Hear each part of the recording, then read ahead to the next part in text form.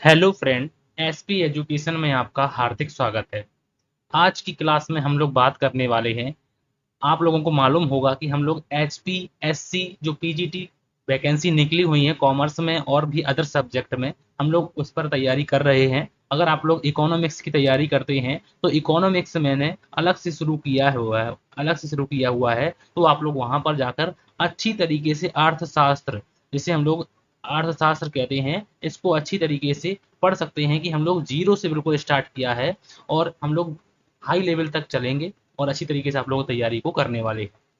आप लोगों की क्लास नंबर की अगर हम लोग बात करते हैं तो एचपीएससी पीजीटी जो कॉमर्स में, उसमें हम लोगों की क्लास नंबर जो है वो 3 रहने वाली है। और इस 3 नंबर की क्लास में हम लोगों को करना क्या है, तो हम लोगों को सिलेबस के अकॉर्डिंग हम लोग पढ़ रहे हैं। तो सिलेबस में देख लेते हैं कि हम लोगों ने कौन से टॉपिकों पर बात कर ली है। तो हम लोगों ने देखो ध्यान से कि बात आती है यहाँ पर कि जो हम लोगों ने किया हुआ है इंट्रोडक्शन ऑफ बिजनेस के बारे में हम लोगों ने बात कर ली है। और हम लोगों ने डेस्टिनेटिव फीचर्स ऑफ बिजनेस के बारे में जान लिया है। और अब हम लोग जानेंगे कि फर्म ऑफ बिजनेस ऑर्गेनाइजेशन के बारे में। जैसे हम लोग कहते हैं सोल प्रोपराइटरशिप क्या होती है, जॉइंट हिंदू फैमिली क्या होती है, पार्टनरशिप क्या होती है, क्योंकि एक एक क्लास में ये पूरा नहीं हो पाएगा, इसलिए हम लोग इन 3 टॉपिक पर आज के क्लास में एमसीक्यू करने वाले हैं और कुछ डिटेल को भी जानेंगे जो आप लोगों के काफ़ी काम में आने वाली है। तो याद रखिए कि हम लोग सिलेबस को पहले आप लोगों को दिखाएंगे कि ऐसा नहीं है कि सिलेबस के अकॉर्डिंग ही आप लोगों को पूरा पढ़ाएंगे। कुछ एक्स्ट्रा बातें जो हैं वो सिलेबस में हाइड होती हैं, उनको तो हम लोगों को पढ़ना ही पढ़ना होता है, ठीक है। तो उनकर भी हम लोग बात करने वाले हैं। तो चलिए अपनी क्लास को शुरू करते हैं। आज की क्लास में हम लोग करने क्या वाले हैं, तो आज की क्लास में मैंने लिखा भी हुआ है, थंबनेल में भी लिखा हुआ है यहाँ पर कि थंबनेल में लिखा हुआ है कि फर्म ऑफ बिजनेस ऑर्गेनाइजेशन, जैसे सोल प्रोपराइटरशिप जिसे हम लोग कहते हैं, एकाकी व्यापार, एकाकी एकाकी एकाकी व्यापार कहते हैं, ठीक है। और हम लोग कहते हैं संयुक्त हिंदू परिवार, ठीक है। और हम लोग क्या कहते हैं, साझेदारी कंपनी, सहकारी समितियां जो है, सहकारी हो या कोई हो, तो समिति के बारे में जानेंगे, समिति, ठीक है। तो जो सोसाइटी होती हैं उनके बारे में जानेंगे, उनके जो महत्वपूर्ण बिंदु हैं उन पर जानेंगे। साझेदारी में हम लोग जानेंगे कुछ बातें, साझेदारी की यहाँ पर जानेंगे, कुछ अगली क्लास में जानेंगे। तो ये मानिए कि मैं आप लोगों को एक एक बात आप लोगों को पढ़ाऊंगा। बस आप लोगों से इतनी सी रिक्वेस्ट है कि आप लोग एसपी एजुकेशन चैनल को सब्सक्राइब कर लें अगर आप लोगों ने नहीं किया हुआ है। और आप कोई भाई बंधु अगर तैयारी करते हैं तो आप लोग उनको जरूर बताएं। हम लोग फ्री ऑफ कॉस्ट जो है यूट्यूब पर हम लोग करने वाले हैं, पूरी पेड जैसी क्लासों को आप लोगों को कराने वाले हैं। और अगर आप लोग कहते हैं कि और डिटेल कराइए तो और डिटेल भी करा सकते हैं, लेकिन हम लोगों ने इस प्रकार से तैयारी करेंगे कि आप लोगों की अच्छी तरीके से तैयारी हो सके। तो चलिए अपनी क्लास को शुरू करते हैं। और सबसे पहला क्वेश्चन आपकी स्क्रीन पर लिखा हुआ है कि संरचना, क्या नाम क्वेश्चन है कि संरचना जिसमें स्वामित्व एवं प्रबंध पृथक पृथक होते हैं वह कहलाता है। तो उसे हम क्या कहते हैं। इंग्लिश में और हिंदी में दोनों क्वेश्चन लिखे हुए, दोनों बोथ लैंग्वेज में लिखे हुए हैं, कोई दिक्कत की बात नहीं है। चाहे हिंदी मीडियम का बच्चा हो चाहे इंग्लिश मीडियम का बच्चा हो, दोनों बच्चे आराम से अच्छी तरीके से अपनी तैयारी को कर सकते हैं, दोनों मीडियम की। तो इसमें पूछा गया है कि संरचना जिसमें स्वामित्व जो है, ओनरशिप जो है, एवं प्रबंधन पृथक पृथक होते हैं तो उन्हें हम क्या कहते हैं। उन्हें हम सोल प्रोपराइटरशिप कहते हैं, एकल व्यापार कहते हैं, एकल स्वामित्व कहते हैं। उन्हें हम साझेदारी कहते हैं, कंपनी कहते हैं, या सभी व्यवसायिक संगठन जो हैं, संरचना जिसमें स्वामित्व और प्रबंधन पृथक पृथक होते हैं तो उन्हें हम लोग क्या कहते हैं। तो इसका जो सही आंसर जो है वो आप लोगों को बताना है। इसका सही आंसर जो है वो आप लोगों को बताना है कि इसका सही आंसर क्या हो जाएगा।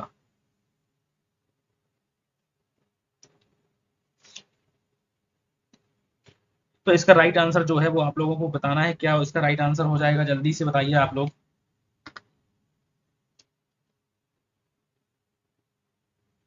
तो संरचना जिसमें स्वामित्व और प्रबंधन अलग अलग होते हैं तो वो क्या कहलाते हैं, तो वो कंपनी कहलाते हैं। क्या कहलाते हैं, कंपनी कहलाते हैं। जब कंपनी आप लोगों को पढ़ाएंगे तो अच्छी तरीके से इनके कंपनी के बारे में भी बताएंगे कि कंपनी क्या है।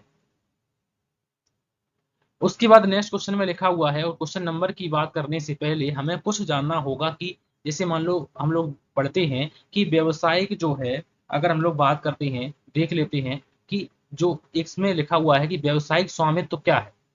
व्यवसायिक स्वामित्व के बारे में अगर कोई आपसे पूछता है तो आप लोग क्या बताएंगे, तो यहाँ पर लिखा हुआ है कि बिजनेस ओनरशिप। बिजनेस ओनरशिप के बारे में अगर हम लोगों से पूछा जाता है तो व्यावसायिक स्वामित्व से हमारा अभिप्राय है कि व्यवसाय पर किसका अधिकार है, तथा इसका जो प्रबंध है मतलब मैनेजमेंट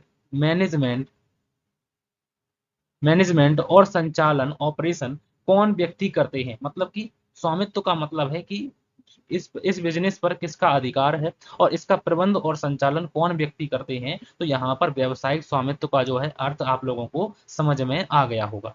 अगर आप लोगों से पूछा जाता है कि व्यावसायिक स्वामित्व के विभिन्न स्वरूप कौन कौन से होते हैं, तो व्यावसायिक स्वामित्व के विभिन्न स्वरूप जो हैं वो मैं आप लोगों को इतनी चीजें आप लोगों को यहाँ पर बताने वाला हूँ कि व्यवसायिक स्वामित्व के जो स्वरूप होते हैं तो वो तीन होते हैं। नंबर एक होता है निजी उपक्रम। निजी उपक्रम को कहते हैं प्राइवेट इंटरप्राइजेज।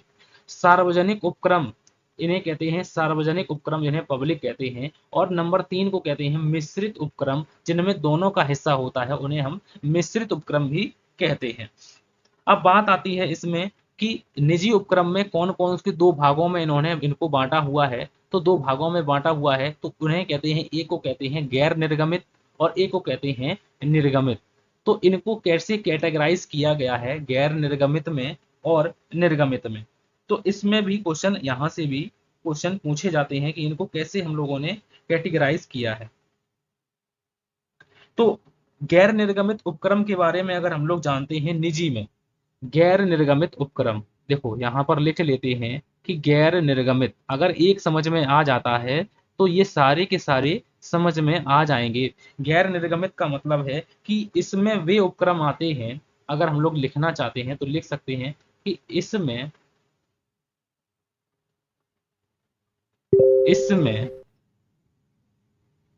इसमें वे उपक्रम इसमें वे उपक्रम आते हैं इसमें वे उपक्रम आते हैं इसमें वे उपक्रम आते हैं जिनमें पूंजी व्यक्तियों द्वारा लगाई जाती है। जिनमें पूंजी व्यक्तियों द्वारा व्यक्तियों द्वारा लगाई जाती है लगाई जाती है। जैसे हम लोगों ने बात की है एकल स्वामित्व की, व्यक्ति ही लगाएगा। संयुक्त हिंदू परिवार में जो कर्ता होता है, उसके बाद साझेदारी में साझेदार जो हैं वो पैसा लगाएंगे। संयुक्त साहस में भी ज्वाइंट वेंचर जब होता है तो उसमें भी सभी लोग मिलकर जो है सभी लोग पैसे लगाते हैं। तो व्यक्तियों के द्वारा जो है इसमें पैसे लगाए जाते हैं। ठीक है, और इनके प्रकार जो है वो हम लोगों ने गैर निर्गमित जो क्षेत्र, जो गैर निर्गमित उपक्रम होते हैं उनके जो प्रकार हैं, इनको हम लोगों को एक एक करके अच्छी तरीके से पढ़ना है और इन पर जो है फोकस करना है।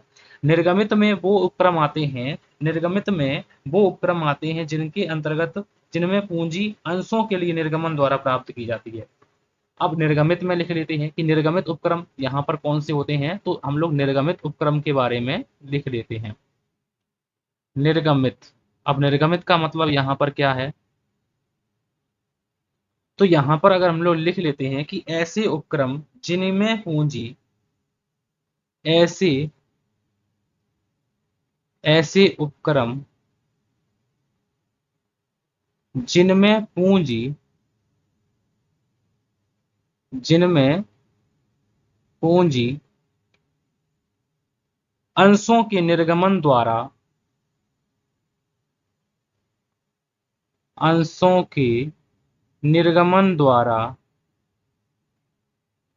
अंशों के निर्गमन द्वारा प्राप्त की जाती है।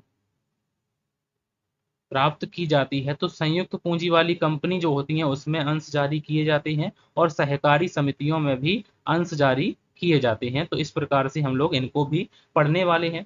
सार्वजनिक उपक्रम भी गैर निर्गमित उपक्रम होते हैं और एक होते हैं निर्गमित उपक्रम। इसमें होते हैं विभागीय संगठन होते हैं, बोर्ड संगठन होते हैं, सार्वजनिक निगम वाली जो है और सरकारी विभाग होते हैं और सरकारी कंपनियां इसमें अंतर्गत आती हैं। और मिश्रित उपक्रम में दोनों का कंट्रीब्यूशन होता है। इसमें कौन कौन होते हैं तो निजी उपक्रम भी होते हैं, निजी उपक्रम भी होते हैं और सार्वजनिक उपक्रम भी होते हैं। तो इसीलिए इसे मिश्रित उपक्रम कहते हैं। इसीलिए इसे क्या कहते हैं, मिश्रित उपक्रम कहते हैं। तो इतनी डिटेल काफी काफी सफिशियंट है कि पहली बात, व्यवसायिक स्वामित्व क्या है, व्यवसायिक स्वामित्व के प्रकार कितने हैं तो निजी उपक्रम, सार्वजनिक उपक्रम और मिश्रित उपक्रम।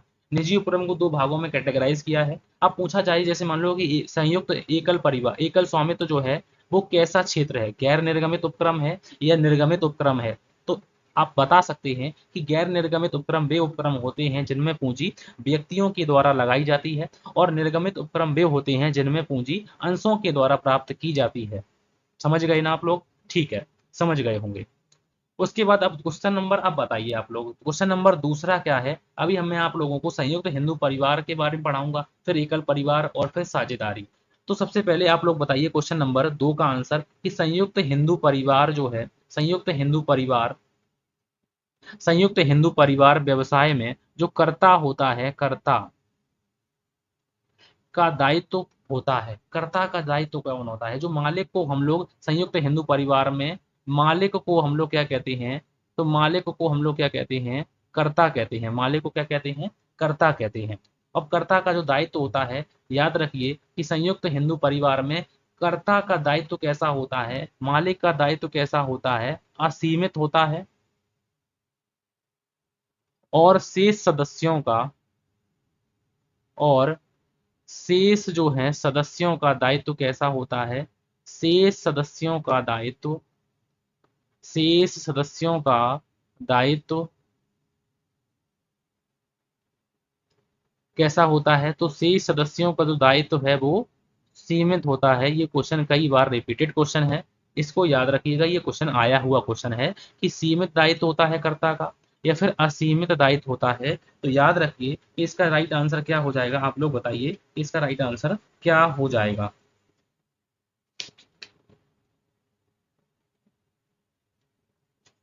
तो इसका राइट आंसर, बिल्कुल सही आंसर आप लोगों ने बताया हुआ है कि संयुक्त हिंदू परिवार व्यवसाय में कर्ता का जो दायित्व है वो कैसा होता है। तो कर्ता का जो दायित्व है वो कैसा होता है, यहाँ पर जो है वैसे तो हम लोग असीमित करते हैं, लेकिन यहाँ पर संयुक्त दायित्व दिया गया है, जॉइंट लाइबिलिटी दी गई है। तो यहाँ पर जॉइंट लाइबिलिटी भी हो सकता है, लेकिन ज्यादातर आंसर जो है वो हम लोगों का अनलिमिटेड लाइबिलिटी होता है, असीमित दायित्व होता है, याद रखिएगा। ठीक है, उसके बाद नेक्स्ट क्वेश्चन में लिखा हुआ है, क्वेश्चन नंबर की बात बाद में करेंगे, सबसे पहले हम लोग संयुक्त हिंदू परिवार के बारे में थोड़ा सा जान लेते हैं। संयुक्त हिंदू परिवार का यहाँ पर क्या मतलब है। संयुक्त हिंदू परिवार,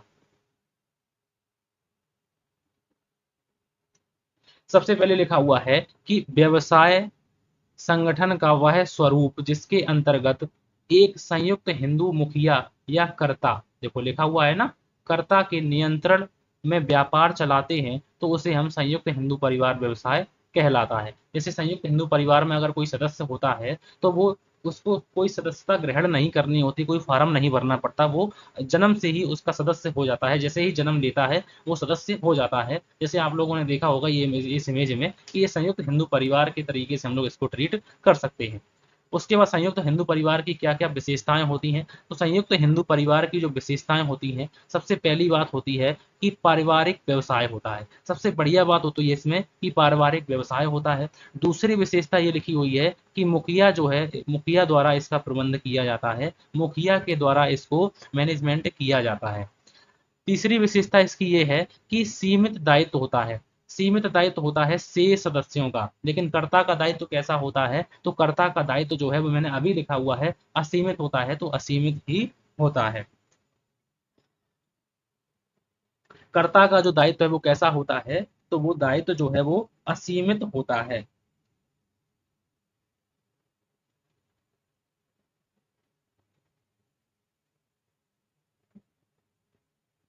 ठीक है, तो कर्ता का दायित्व कैसा होता है, कर्ता को हम लोग क्या कहते हैं, मुखिया कहते हैं।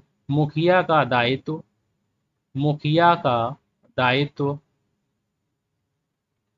असीमित होता है, असीमित होता है। ठीक है, तीसरी विशेषता इसकी ये है, चौथी विशेषता, कि जन्म से सदस्यता इसमें हो जाती है, कि संयुक्त हिंदू परिवार में कोई लीगल फॉर्मेलिटी नहीं करनी होती है, आप जन्म से ही उसके सदस्य बन जाते हैं, जैसे ही बच्चा का जन्म होता है और उसका वो सदस्य बन जाता है। ठीक है, उसके बाद स्थायी अस्तित्व होता है।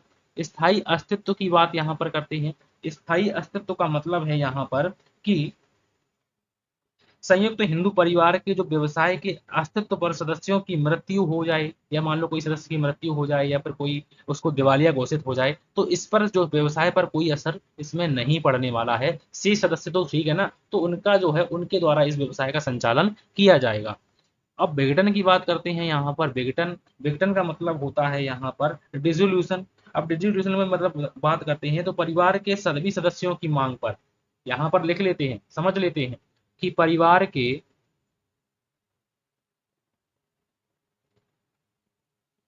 के सभी सदस्यों की, परिवार के सभी सदस्यों की मांग पर, परिवार के सभी सदस्यों की मांग पर ही, मांग पर ही व्यवसाय, मांग पर ही व्यवसाय का विघटन संभव होता है। का विघटन का मतलब होता है यहाँ पर व्यवसाय को समाप्त करना, संभव होता है। और भी इसमें विशेषताएं हैं कि अलग संपत्ति रखने का अधिकार, अलग संपत्ति रखने का अधिकार जो है वो प्रत्येक सदस्य को, जो भी सदस्य हैं प्रत्येक सदस्य को संयुक्त हिंदू परिवार की संपत्ति से अलग संपत्ति रखने का अधिकार होता है। ठीक है, ये विशेषताएं कई कई बार पूछी गई हैं। मान लो इनमें से विशेषताएं दी कि संयुक्त हिंदू परिवार की इनमें से कौन सी विशेषता है या नहीं है, तो इस प्रकार से क्वेश्चन पूछे गए हैं। तो इसीलिए मैं विशेषताएं हैं, महत्व हैं, गुण हैं, इनको भी आप लोगों को करवा रहा हूँ कि साथ ही साथ में आप लोगों की ये तैयारी भी अच्छी तरीके से हो जाए। कि व्यवसाय का जो है पंजीयन और नियमन जो है, इसमें जो है व्यवसाय का जो है पंजीयन साझेदारी तथा संयुक्त पूंजी की, संयुक्त पूंजी वाली कंपनियों में की भांति जो है संयुक्त हिंदू परिवार को पंजीयन कराने की आवश्यकता नहीं होती है, और हिसाब किताब रखना इसका सरल होता है, इसीलिए ये इनकी विशेषताएं होती हैं। अब नेक्स्ट जो क्वेश्चन में लिखा हुआ है इसका आंसर आप लोग बताइए।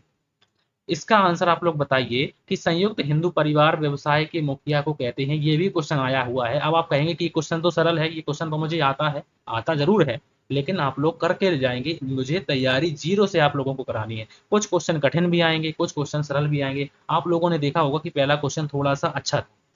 अब ये क्वेश्चन आप लोगों का सरल है। संयुक्त हिंदू परिवार व्यवसाय के मुखिया को क्या कहते हैं? अभी मैंने आप लोगों को कहा है कि स्वामी नहीं कहते हैं, ना ही निदेशक कहते हैं। संयुक्त हिंदू परिवार में मुखिया को क्या कहते हैं? संयुक्त हिंदू परिवार में मुखिया को कर्ता कहते हैं। तो इसका राइट आंसर क्या हो जाएगा? ए सॉरी, सी ऑप्शन बिल्कुल सही आंसर हो जाएगा, और बिल्कुल सही आंसर आप लोग लगा रहे हैं। उसके बाद नंबर 5 में लिखा हुआ है, क्वेश्चन नंबर 5 में लिखा हुआ है कि लाभ का बंटवारा आवश्यक नहीं है। लाभ का बंटवारा आवश्यक नहीं है, यह कथन किससे संबंधित है? अब देखो, अगर हम एकाकी व्यापार करते हैं, एकाकी व्यापार का मतलब होता है सिंगल व्यापार करना, तो अगर एक व्यक्ति के द्वारा व्यापार किया जाएगा तो उसमें लाभ के बंटवारे की आवश्यकता नहीं होगी। लाभ का विभाजन या लाभ का बंटवारा जो है, बंटवारा आवश्यक नहीं होगा। किसमें नहीं होगा? तो एकाकी व्यापार में लाभ का बंटवारा जो है नहीं होगा, क्योंकि उसमें सिंगल व्यक्ति सभी काम देखता है। तो इसीलिए साझेदारी में ऐसा होता है, बिल्कुल होता है। संयुक्त हिंदू परिवार में होता है। लेकिन एकल व्यवसाय से यह संबंधित, अगर किसी संबंधित है तो यह कथन जो है वो एकल स्वामित्व से संबंधित है, संयुक्त सोल प्रोपराइटरशिप से संबंधित है। तो इसका राइट आंसर क्या हो जाएगा? सी ऑप्शन बिल्कुल सही आंसर हो जाएगा। अब बात आती है कि एकल स्वामित्व क्या है। एकल स्वामित्व सबसे पहले हम लोग बात कर लेते हैं कि एकल स्वामित्व जो है, एकल स्वामित्व व्यापार का वह स्वरूप है जिसका प्रमुख एक व्यक्ति होता है, एक ही व्यक्ति होता है जो उनके समस्त कार्यों के लिए उत्तरदायी होता है, जो उनके समस्त कार्यों के लिए उत्तरदायी होता है, उसकी क्रियाओं का संचालन करता है, मतलब व्यवसाय की क्रियाओं का संचालन करता है कौन व्यक्ति? वही व्यक्ति करेगा। एवं लाभ हानि का पूर्ण भार भी वह स्वयं वहन करेगा। अगर लाभ होता है तो पूरा का पूरा उसका होगा, और अगर हानि होती है तो भी पूरा का पूरा उसी की हानि होगी। एकाकी स्वामित्व व्यवसाय संगठन का सबसे प्राचीन और सरल स्वरूप है। ये बात मैंने आप लोगों को, जब मैंने आप लोगों को क्लास करवाई थी, पहली या दूसरी क्लास, तब कल की क्लास में मैंने आप लोगों को ये बात कराई थी। एक क्वेश्चन आया था ऐसा। ऐतिहासिक दृष्टि से व्यवसाय का प्रारंभ सबसे पहले इसी रूप में हुआ है और इसीलिए यह अभी भी प्रचलन में है, क्योंकि इसमें कई गुण हैं। अब जैसे मान लो इस इमेज में देखिए आप लोग, ये कि ये जो एक लड़की है, यही सब काम, मतलब कि यही रसीद भी, मतलब कि काउंटर पर जो है वो पर्ची भी काटती है और वस्तुओं को उठाकर भी देती है। तो ये सभी काम जो है ये एक बिजनेस, मतलब कि एक बिजनेसमैन के द्वारा किया जाता है। तो इस लड़की के द्वारा ये सारा काम किया जाता है, तो इसलिए हम लोग इसको एकल व्यापार या एकल एकाकी स्वामित्व में इसको समझ सकते हैं। ठीक है। उसके बाद अब हम लोग बात करने वाले हैं कि एकाकी स्वामित्व के लक्षण क्या क्या हैं, इनके बारे में हम लोग जानने वाले हैं।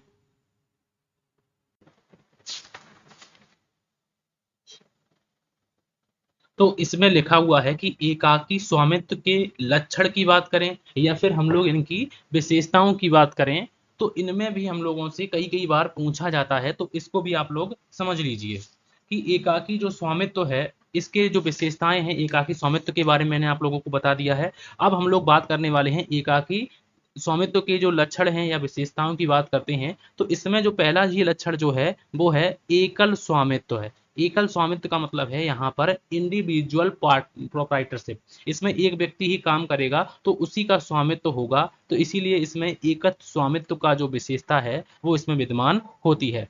उसके बाद जो लिखा हुआ है नेक्स्ट में कि असीमित दायित्व होता है। इसमें जो ओनर होता है उसका दायित्व कैसा होता है? असीमित होता है, असीमित होता है। और नेक्स्ट में लिखा हुआ है कि एकाकी प्रबंध होता है, सोल मैनेजमेंट होता है, उसे खुद ही सारा का सारा काम करना पड़ता है और सभी जो है मैनेजमेंट जितना भी होता है वो उसी के द्वारा किया जाता है, एक व्यक्ति के द्वारा।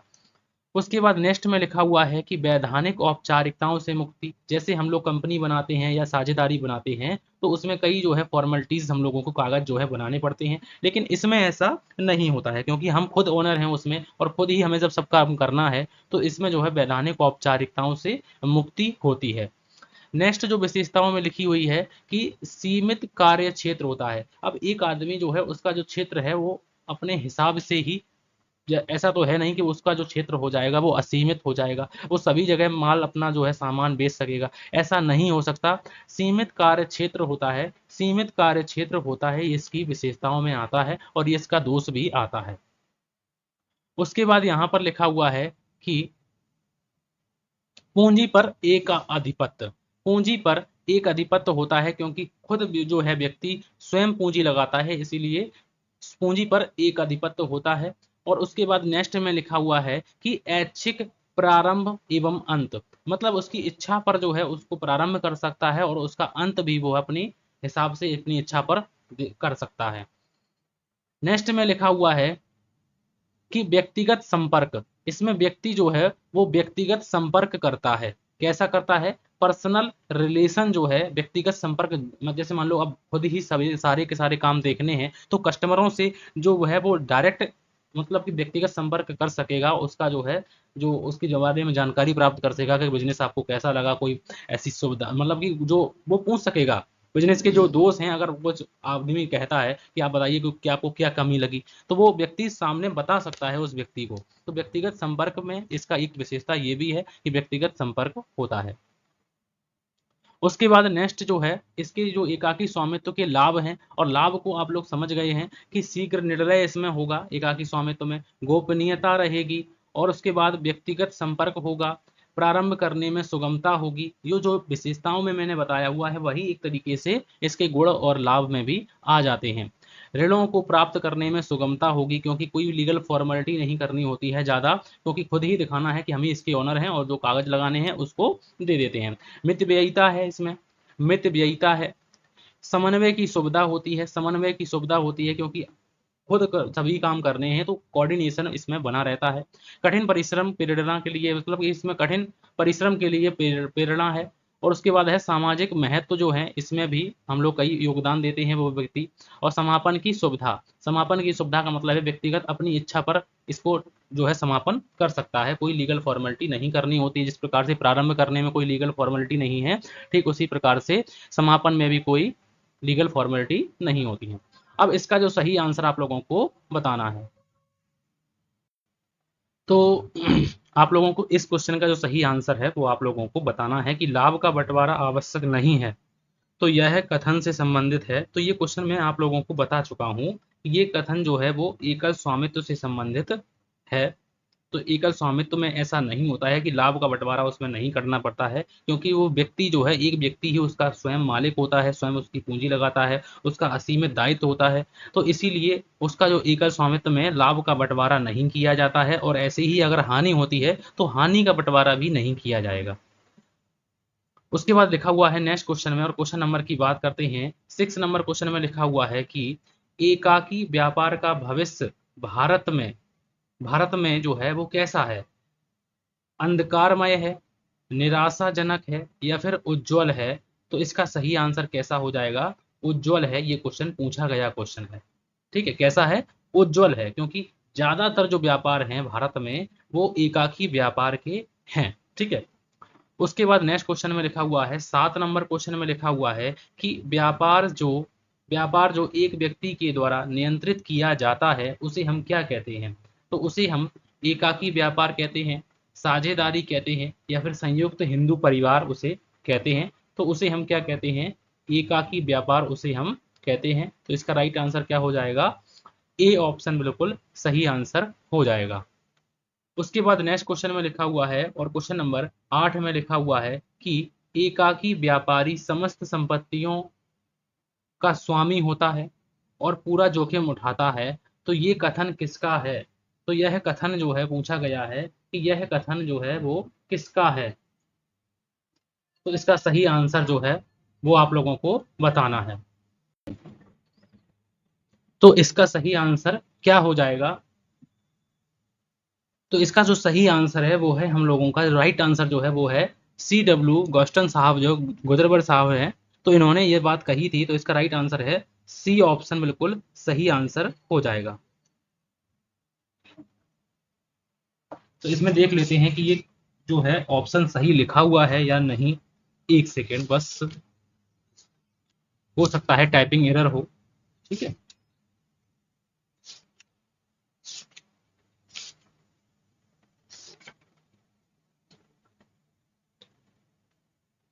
तो सी डब्ल्यू गैस्टन वर्ग, ठीक है। तो C.W. गैस्टन वर्ग जो है, C.W. गैस्टन वर्ग इसका सही आंसर हो जाएगा। तो इसका राइट आंसर क्या है? सी ऑप्शन बिल्कुल सही आंसर हो जाएगा। उसके बाद नेक्स्ट क्वेश्चन में लिखा हुआ है, क्वेश्चन नंबर की बात करते हैं, और 9 नंबर क्वेश्चन में लिखा हुआ है कि एकाकी व्यापार में समस्त लाभ जाता है, एकाकी व्यापार में समस्त लाभ जाता है एकाकी व्यापारी को, साझेदार को, लेनदार को, या इनमें से कोई नहीं। तो एकाकी व्यापार में समस्त लाभ जो जाता है वो किसको जाता है? एकाकी व्यापारी को जाता है। तो इसका राइट आंसर है ए ऑप्शन बिल्कुल सही आंसर हो जाएगा।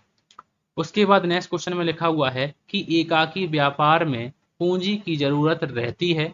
तो पूंजी की इसमें जरूरत जो है कैसे रहती है? आवश्यकता अनुसार रहती है, उपलब्धता अनुसार रहती है, या फिर अधिक मात्रा में रहती है, या फिर कम मात्रा में इसमें पूंजी की आवश्यकता रहती है। तो इसका राइट आंसर जो है वो क्या हो जाएगा? इसका राइट आंसर हो जाएगा डी ऑप्शन, बिल्कुल सही आंसर हो जाएगा कि साझेदारी की अपेक्षा, कंपनी की अपेक्षा इसमें जो है पूंजी की जरूरत कम मात्रा में पड़ती है। तो इसका राइट आंसर है डी ऑप्शन, बिल्कुल सही आंसर हो जाएगा। बात आती है साझेदारी की, तो साझेदारी का मतलब यहाँ पर लिखा हुआ है कि साझेदारी संगठन के बारे में, कि साझेदारी दो या दो से अधिक व्यक्तियों की संस्था है जिसमें प्रत्येक व्यक्ति साझेदार के कार्यों के लिए उत्तरदायी होता है।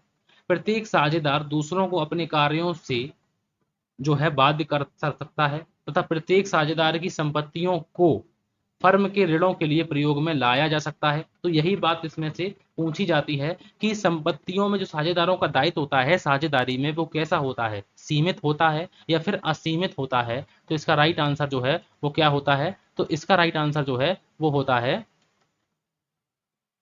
सीमित होता है, असीमित होता है। तो इसका राइट आंसर होता है। अब ये बात आती है कि साझेदारी, जो भारतीय साझेदारी अधिनियम ने परिभाषा दी है, तो वो परिभाषा किस में दी है? धारा 4 में दी है। तो ये भी क्वेश्चन पूछा गया क्वेश्चन है कि भारतीय साझेदारी अधिनियम 1932 की धारा 4 में हम लोगों ने किसका जो है उल्लेख किया है? तो हम जो जो महत्वपूर्ण जो है धाराएं हैं उनको भी मैं आप लोगों को लिखवा दूंगा, बता दूंगा। तो यहाँ पर जो है साझेदारी अधिनियम 1932 ने कहा है कि साझेदारी विभिन्न व्यक्तियों के बीच एक ऐसा संबंध है जिसमें ऐसे व्यवसाय के लाभ को परस्पर बांटने का समझौता किया गया हो जिसे वे सब चला सकें, या उनमें, या उनकी ओर से, या उन सब में से कोई एक चला रहा है। ठीक है, तो ये बात कही है साझेदारी अधिनियम 1932 में की धारा 4 में। तो ये धारा पूछी जाती है कभी कभी। ठीक है, कंपनी की तो बहुत ही ज़्यादा पूछी जाती हैं और बहुत सी धाराएं होती हैं। जब कंपनी को, इसीलिए मैंने कंपनी को और जो है समिति को, जब बहुत से जो हैं, अभी हम लोगों को ये टॉपिक ऐसे कंप्लीट नहीं होगा, इसमें और भी चीज़ें हैं जो हम लोगों को कंप्लीट करनी है।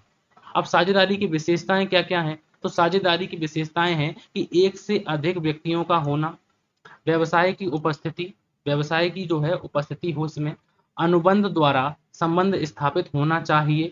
ठीक है, लाभ कमाने का उद्देश्य होना चाहिए और लाभ का विभाजन भी होना चाहिए, स्वामी और एजेंट का संबंध होना चाहिए, और असीमित दायित्व होता है इसमें, और हितों के हस्तांतरण पर इसमें रोक होती है। हितों के हस्तांतरण पर इसमें रोक होती है। इसका मतलब होता है कि अगर मान लो जो जो जो इसमें हित हैं, जैसे मान लो ए है, ए ने कहा है कि भाई मेरी जगह पे आप इनको रख लीजिए, तो ऐसा नहीं होता है। ठीक है, ऐसा नहीं होता है, सभी साझेदार इसमें सहमत होने चाहिए।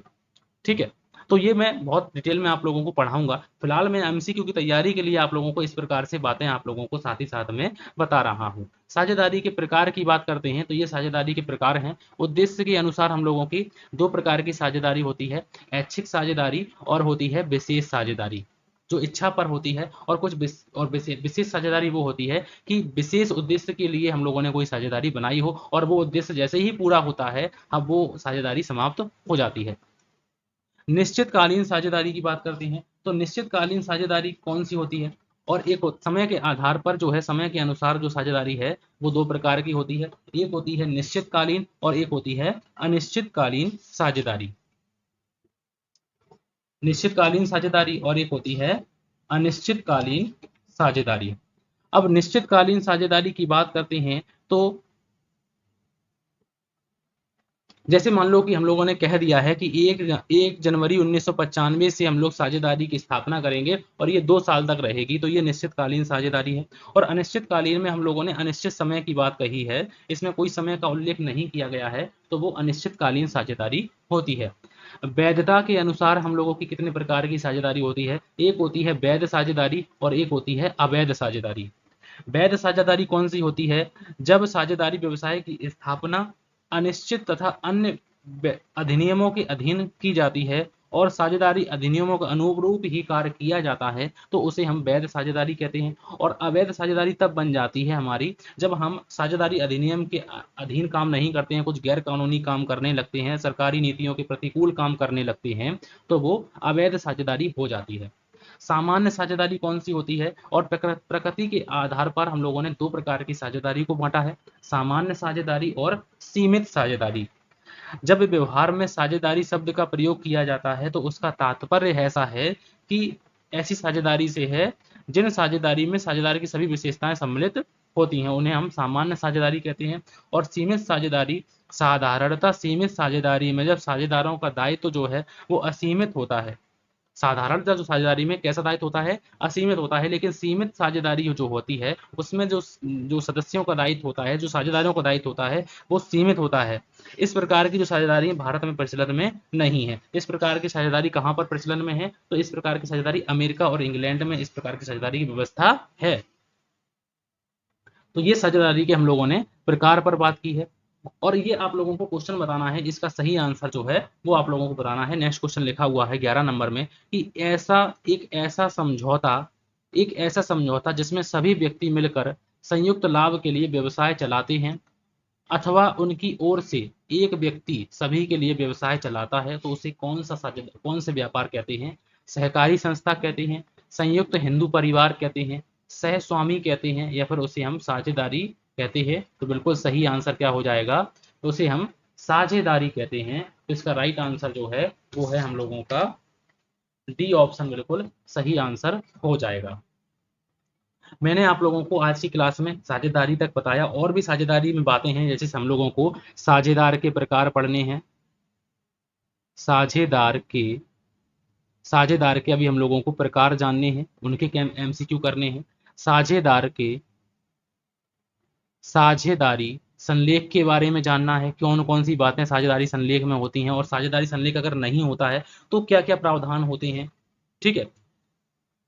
और हम लोगों को कंपनी के बारे में जानना है, सहकारी समिति या समितियों के बारे में जानना है, समिति के बारे में जानना है हम लोगों को। तो ऐसी कई बातें हैं जो अभी हम लोगों को जाननी है। नेक्स्ट क्लास में मैं आप लोगों को वो भी क्लासें कराऊंगा, ठीक है। मैं बड़ी बड़ी क्लासें इसलिए नहीं बनाता कि छोटी छोटी क्लासों से आप लोगों को काफ़ी अच्छा लगता है, ठीक है। और छोटी छोटी क्लासों होने से हम लोग समझते हैं कि ये टॉपिक हमारा कंप्लीट हो चुका है, ठीक है। और टॉपिक वाइज चलेंगे, जो सिलेबस में लिखा हुआ है उसी के हिसाब से हम लोग पहले सिलेबस को कंप्लीट करेंगे, और कुछ जो हेडिंग सिलेबस होता है उस पर भी हम लोग बात करने वाले हैं। तो ये इंट्रोडक्शन, पहली क्लास हम लोगों ने इंट्रोडक्शन ऑफ बिजनेस के बारे में बात की थी। अगर आप लोगों ने नहीं देखी है तो आप लोग जरूर देखें।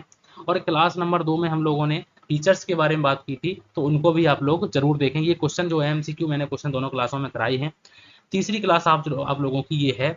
और हम लोगों ने, अगर आप लोग देखना चाहते हैं तो यूपी टीजीटी पीजीटी में मैंने लेखा शास्त्र की जो जो जो है क्लासें, अकाउंटेंसी की क्लासें कराई हैं। अगर आप लोगों को अच्छी लगती हैं तो प्लीज़ आप लोग जरूर विजिट करें। देख सकते हैं, मैंने आप लोगों को स्क्रीनशॉट डाल दिया है कि इस प्रकार से हम लोगों ने कंपनी और कंपनी के प्रकार के बारे में जाना है, उनके एम्स, ठीक है। उसके बाद आधारभूत लेखांकन संरचना के एमसीक्यू किए हैं, ठीक है। उसके बाद जो है आप लोगों की जो काम का है उसको आप लोग जरूर देखें, क्योंकि अकाउंटिंग ऐसा नहीं है कि अकाउंटिंग आपके काम का हो ही ना। कॉमर्स में अगर आप लोग फार्म भर दिए हैं तो आप लोगों का जरूर काम का होगा, आप लोग जरूर करें, ठीक है। चाहे हम लोग देखो आरपीएससी की बात करें, RPSC Rajasthan public service commission की बात करें, चाहे हम लोग एचपीएससी की बात करें, चाहे हम लोग यूपी टीजीटी पीजीटी की बात करें, चाहे हम लोग एमपी एस्टेट की बात करें, चाहे बिहार एस्टेट की बात करें, हम लोग किसी भी एग्जाम की बात करें, कॉमर्स तो यही होता है। कॉमर्स में यही accountancy, business study, management, cost accounting, income tax, यही सब आते हैं।